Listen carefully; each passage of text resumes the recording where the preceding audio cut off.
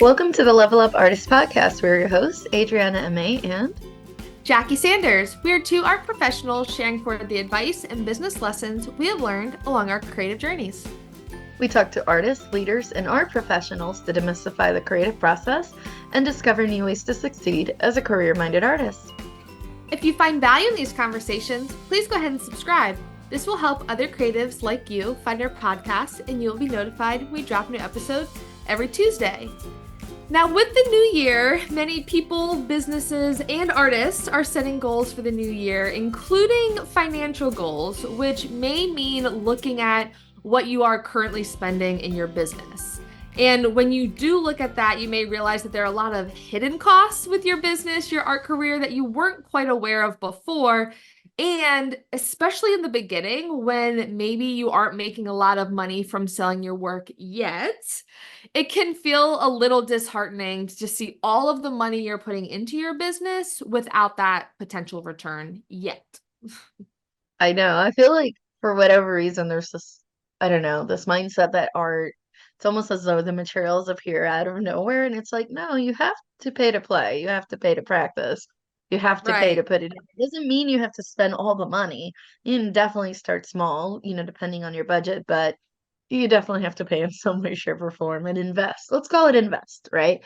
Now, today we want to cover what some of the costs are for the business from a very zoomed out bird's eye view so that you can plan for them and understand what your long-term investment is so you can evaluate what you need when, which is going to be different from everyone, and kind of be able to take a look at it from a short-term versus long-term type of view.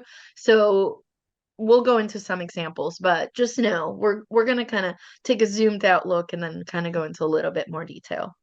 Yeah, and I think it's worth discussing or clarifying too that we're going to focus on the monetary costs in this episode. Of course, when you're spending time or other elements, it's not just all finances with the business. But that's what we're going to be covering today. So, really breaking it down into main categories of your art practice, how you spend money there, your marketing, art products and inventory, as well as paying for exposure, the dreaded word exposure in the art career, which is needed. Yeah, and that brings us to art practice. So I feel like this is one of the easiest things to think about when you're thinking about investing money or expenses related to your art practice. What do you normally use? Panels, canvas, clay, recycled materials, whatever that looks like to put your art together. Something to caution you with this one, especially if you're on a tight budget, is the idea of being able to use what you absolutely need in order to expand your creative voice and be able to practice, but without feeling like you're penny pinching, right? Mhm. Because then if you are, then you're not really going to go all in if all you can think about is, oh, this practice painting cost me $30 that I don't have, right? That's not the idea. The idea with it is to be able to expand as you go. And again, it obviously depends where you are in your practice, but it is a practice and we all need to not everything's going to work out. So we all need to invest in working on it and figuring it out. So some of the things to think about if you're on the money conscious side of things, which we all should be anyways, is there are hands-on workshops that you can take where materials are provided, and it's a great way to test out new materials, that you may be curious about before you invest in them and or before you invest in the higher quality versions of them. Another one is there are, and we're not sponsored by them, but I'm just going to throw it out there are paint manufacturers, for example, like Golden acrylic paints that are top shelf, right? They're a higher standard where you might hear some artists recommend, hey, if you're going to invest money, only spend money on the best, right? I'm actually a little bit of a different opinion on that. I'm on the spend on the highest quality that you can afford, but that also you can use freely without worrying about how much that 1 inch dab of paint cost you, right? So for some folks that might mean, okay, Golden, I can only afford one tube, but the rest of it is Liquitex Basics, which is perfectly acceptable. And if that's what Mhm. it takes for you to make the canvases that you need, the practice canvases to get to the good stuff, then so be it. Like, we're not talking about dollar store paint, which I highly recommend you stay away from that. Um, we want it to be a good experience with good quality paint, even if it's not top shelf, right? But there are a lot of different things. And you can ask artists that are working already in these mediums, and a lot of times they can give you recommendations on, hey, if you're starting out or budget's tight, try X before you go and upgrade to, the next level. But definitely something to think about, while you're figuring out your expenses. Is there something that perhaps, is in the budget that actually you don't necessarily need? Yeah, exactly. And I think you brought up a great point too with workshops and classes being a great way to get that hands-on experience, especially with a new material, rather than having to deep dive into, okay, I want to start doing like linoleum prints where you have to buy all of the materials and it's a lot of upfront costs just to like 3 days into it realize actually I don't really want to use this in my practice, or like I don't like this as much as I thought I did, but you already invested so much in it. And of course, workshops and classes are an expense in themselves. We do a deep dive about them in episode 139 about factors to consider when choosing an art workshop, your goals for it, how to pick the correct one.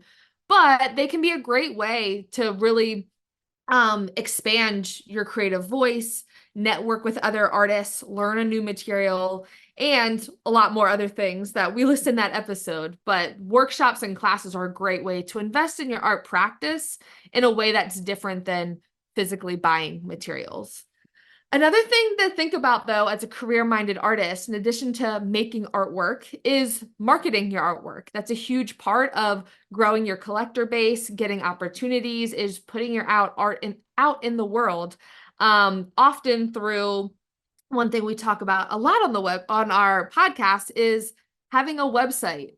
But that, of course, has expenses within itself. So website hosting and building often come with expenses. And there are more expensive or less expensive options. We do have a breakdown of those in our marketing course at levelupartist.com. But very, very generally, typically, this scale is typically the amount of time that you would need up front to maybe learn the platform versus paying for convenience. Again, it all depends on your skill set, how comfortable you are with coding, or if you're paying more of like a turnkey, just drag and drop ready platform. But having one central place for all of your art business to go where you can direct gallery owners, you can direct collectors, you can use it as a portfolio for your work on a respected platform that showcases who you are, what you do, exhibitions you've had in the past, as well as the option to have a shop on there as well so people can purchase work from you. That's the biggest win, is being able to have a place where it's central for your business and kind of a non-negotiable if you're looking to make money from your artwork. Yeah, absolutely. And with that, another expense option that you just had me think about is some artists will apply to grants and use that money to pay a website designer. It Yeah. is an investment after all. So it's completely up to you, but definitely something worth spending money on. The cheapest website with ads all over it, not a great look when your brand should be the only one on that website. So definitely something to think about. Which brings me to newsletters. Same thing. Some of them are blazoned with other logos. So something to think about. We do break down the different platforms in our marketing course, and we do have episodes where we talk about the importance of newsletters, and we mention a few that we're into, but definitely something to think about. Free versus paid. A lot of times you have free up to a certain number of subscribers, and then you have to pay. Actually, some of them you pay off the gate. But know with this, one of the best things about, newsletters is you can start wherever you want. And if you out if you outgrow what that platform allows, that mailing list belongs to you, right? You're the one that's been collecting it. You can move it to another platform later. So as your business evolves, you don't have to have the most expensive shiny thing, especially if you're just starting out collecting emails for your newsletter where you send your collectors and interested persons about your website, your new artwork, your courses, whatever you're offering. Know that you can always upgrade that later. So, um Newsletters, it's a catch-all. A lot of people are not on social media regularly, and if they are, algorithm may not show it to them. So it's a much higher chance of people seeing your message, your images, your artwork through a newsletter than they do through social media. So definitely something you want to consider and invest in if necessary, which you will probably eventually have to invest in the more you grow. But we do a deep dive into newsletters on episode 108, so definitely make sure to check that out. Yeah, and I think to kind of round out the trifecta of digital marketing for career-minded artists, we have websites, we have newsletters, and then the very popular social media platforms. Many at the time of this recording do not cost anything to start a profile, so they are completely free, which we love when looking at the financial investment of a platform. But you, of course, do have the option of running social media ads as a way to market your business. Also considering the idea of investing in a social media scheduler. There are also free versions as well as paid versions. And we cover all the various platforms in our marketing strategy course online. But I typically suggest people start with the free version, kind of similar to a newsletter, because then you'll see the restrictions of the platform, evaluate if it's worth investing in the paid version. But having a social media schedule can be a great thing to invest in, even if it is a bit of a monthly cost, because if you're disciplined enough to sit down, let's say every month or at the beginning of every week, and schedule out social media content for the upcoming week or the upcoming month, that way you don't have to stress over posting every single day or posting 3 times a week, but you still get the benefit of that content. So you really are opening up space in your brain, essentially, that allows you to then invest more time networking, building relationships, and making artwork, because after all, that is what we are as artists. We are artists first. But you still get the benefits of posting consistently without having to have it on a constant mindset every single day. Absolutely. Another one is going to be art products inventory. So, depending who you're doing your art products with, some of them are on demand, but some of them essentially you have to invest. Let's say you wanted mugs, right, with your artwork design on them. Some companies, when the customer orders it, they do it at that time and, they take care of it. But other companies, you have to order a minimum quantity. You have to figure out shipping, the printing, the how many you're going to have in your studio or at home and sending them out. Not to deter you from that. There's a time and place, and some products are definitely worth the extra work. Ideally, something that you want to think about is, let's say you do want to carry prints, right, in your studio. You have to Mhm. have enough inventory on hand and sell for several times what the production cost is. You need to have a profit margin to make it worth your time, right? Of setting them up, getting them shipped over, and then if you have to ship them, if you have to package them, all the things. So there is a fine line too between having enough inventory and too much. That obviously takes time to learn, especially when you're getting started. The tip we're going to give you is, resist the temptation to overbuy. We've all been there. We've all been like, ooh, I want my art on a mug and a shirt and a print and this hanging thing that I don't even know what it's used for, but it's cool. Like, I want it on everything, maybe try a little bit at a time, especially if they have inventory minimums. Also, if your style is still changing, evolving, and you're on the earlier side of things, I've been guilty of this, buying like this big banner thing, and then 6 months later, I didn't even feel connected to this because my artwork had changed, right? So careful as you're investing in things. This applies to marketing materials as well. Like what are you buying now? What can you buy actually too that will continue to be used later on as well, right? Can you just get craft bags and tissue paper. There are some things you can buy that won't change.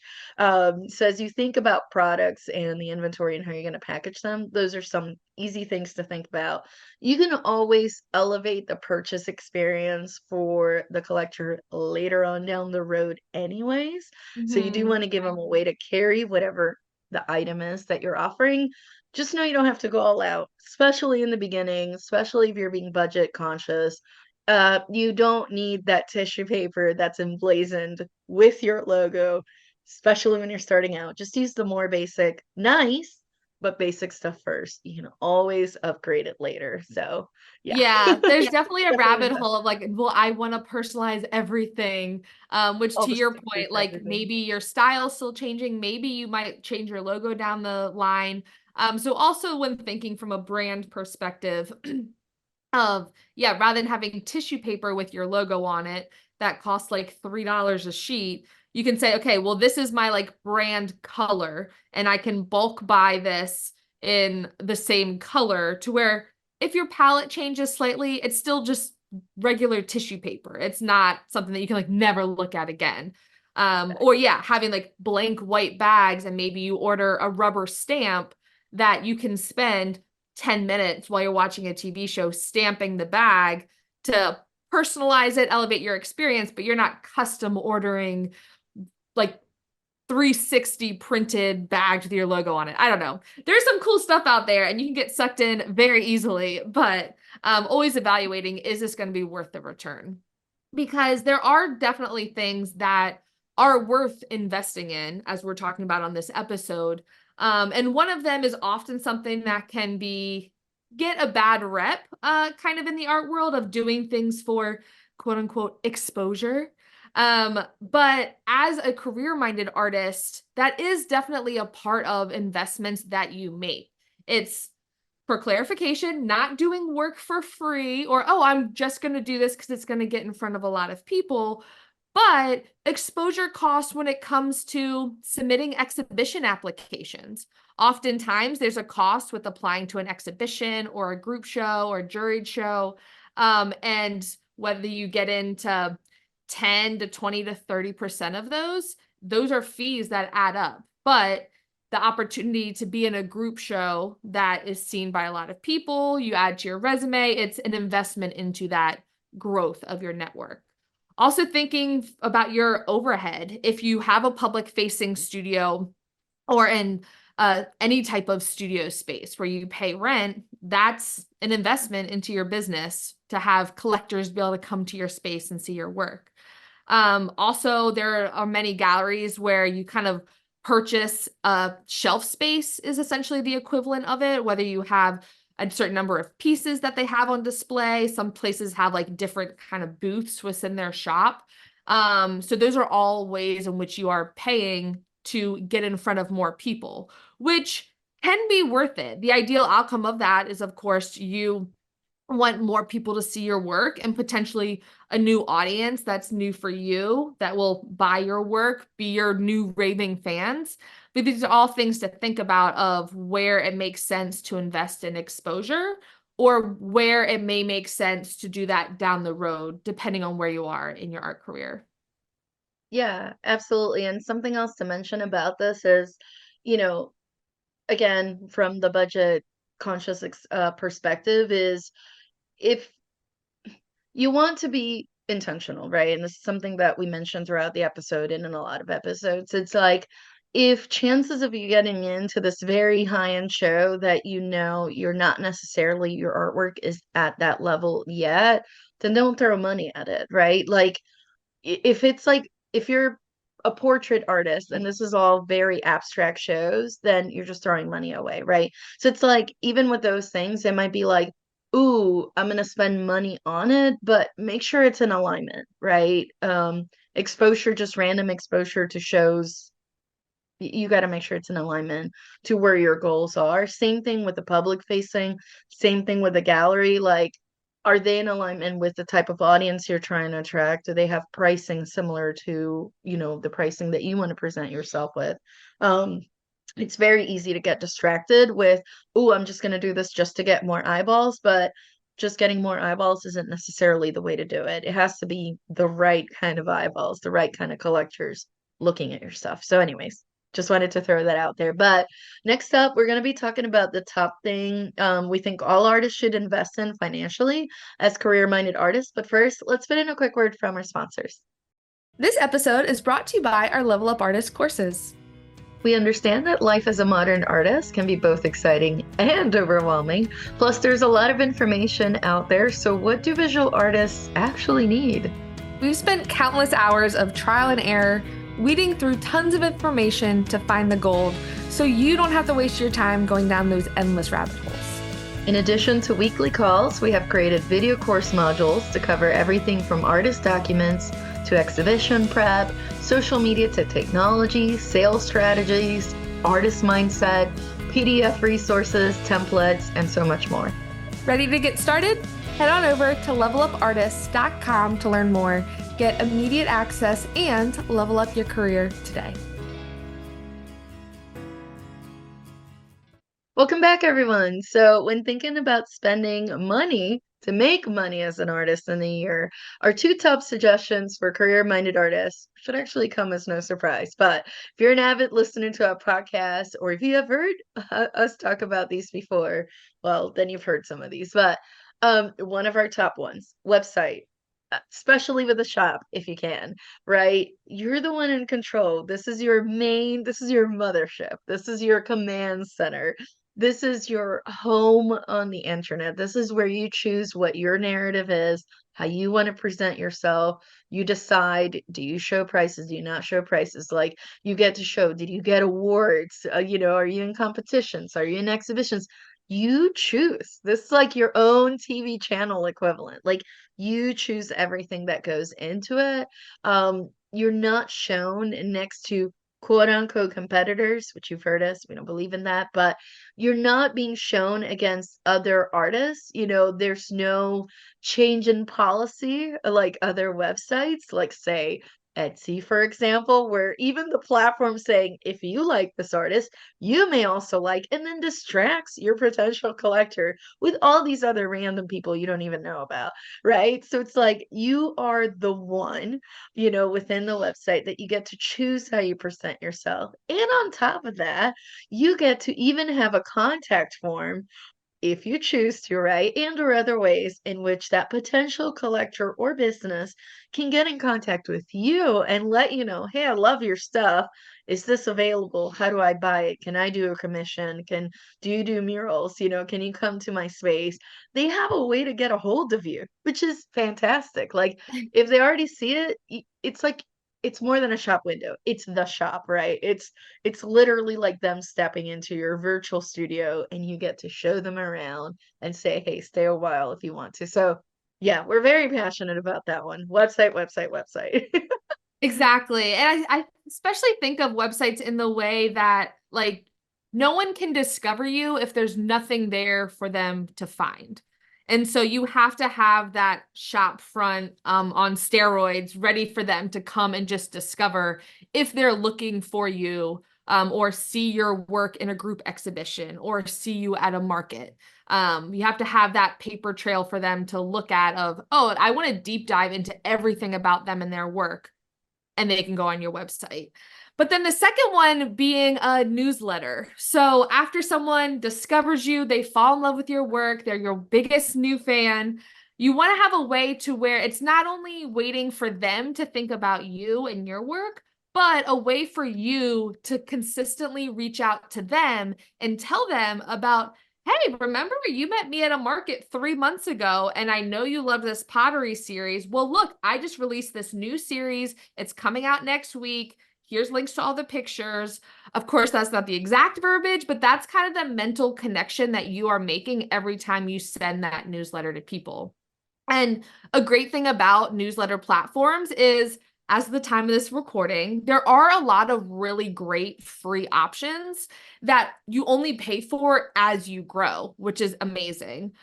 Just like the website, you are in control of the narrative, and you can turn that one-time connection at an exhibition or at an art market into a future collector. So rather than just being someone where they walked by your booth and they said, oh, this stuff is cool, but maybe budget wise, they didn't have money that weekend. They left their wallet in their car. They were waiting for this big raise at work for them to buy stuff. Now, rather than being like just another artist that they love from afar, you can cultivate that relationship with them to then turn into an original painting sale down the road. And I think the biggest benefit of this is you're intentionally building that relationship. And that really is where those, it feels like they came out of nowhere sales really happen, because you're also able to build relationships with people at scale. So whether your newsletter is 5 people or 10 people, as it grows to, let's say, 100 people, the process of making a newsletter is the same amount of work for you, whether it's going to 10 people or 100 people. It's just as your newsletter grows, your opportunity for building those relationships grows too. And of course, with all of these suggestions, we want everyone on this episode to remember that you do have to spend money to make money. But we want to make sure that you're being conscious and intentional about the money that you are spending and investing into your business, because you never want to feel resentful of your art business. So like, why am I putting all this money into it? Or seemingly wasting money on a part of your business to where you might not be ready for it yet. You may not be ready for the top shelf tequila golden paints that you're then terrified of, because this costs you like half of the money that you want to spend. And you're like, well, now I'm terrified to make a bad painting, like Adriana's example. You want to make sure that you're putting money in intentionally, and feeling comfortable with that, as well as understanding what those long-term investments are for your art business down the road. Another thing I would add to that, again, we want to recognize everybody has different budgets, different economic situations. Depending on where you live, there's a lot of times you can apply for city or government grants that can also help you with this kind of stuff. So definitely be on the lookout. A lot of them allow you, especially depending on your situation, to apply to actually get art materials. There's also places, at least we have one in our area, we're very lucky, in which people actually bring in used art supplies or art supplies they're no longer using. Sometimes they're brand new, and you can get them for pennies on the dollar, essentially. So definitely be on the lookout. Do not despair if money's really tight. There are ways, you could always ask other artists, hey, do you have anything that you're willing to give away? Or can I trade services? Can I help you out with something in exchange for maybe a canvas that I can practice on? There are ways. Don't give up. I do want to kind of throw that little note out there, because there was a time where I also didn't have much to be able to spend on art materials, and it is what it is, especially when I was in college. Ramen noodles, hello. Yeah. Different conversation. Or if you have a There's potential collector who maybe works in like the technology digital marketing world and they love your painting, but you would love help with building a website, you may do an exchange there of, hey, I want a pretty basic template website with these images and this content. I'll exchange this painting for that service. So also a win-win in that way too. Yeah, there's ways to trade, so definitely keep your eyes open. But if you want more structured guidance as you grow in the new year, make sure it's sustainable, scalable, and on track with your art career. We welcome you. We invite you to head on over to levelupartist.com and check out the course modules we've put together for you. But with that, we're going to go ahead and wrap today's conversation, and we hope you enjoyed this episode. As always, our blog will be linked in today's show notes, where you find episode notes and links to all of our other podcast episodes. If you want to stay connected with us in between episodes, share your feedback, or have a question you would like for us to answer on the podcast, you can reach us through social media. I'm at Amaya Art across all platforms. And I'm at J Sanders Studio on all platforms. And if you want to follow the podcast, we are at Level Up Artists on Instagram. As we mentioned throughout the episode, you can visit us at levelupartist.com to get immediate access to templates, resources, and course modules to level up your creative career. Thank you so much for listening. We'll talk to you next week.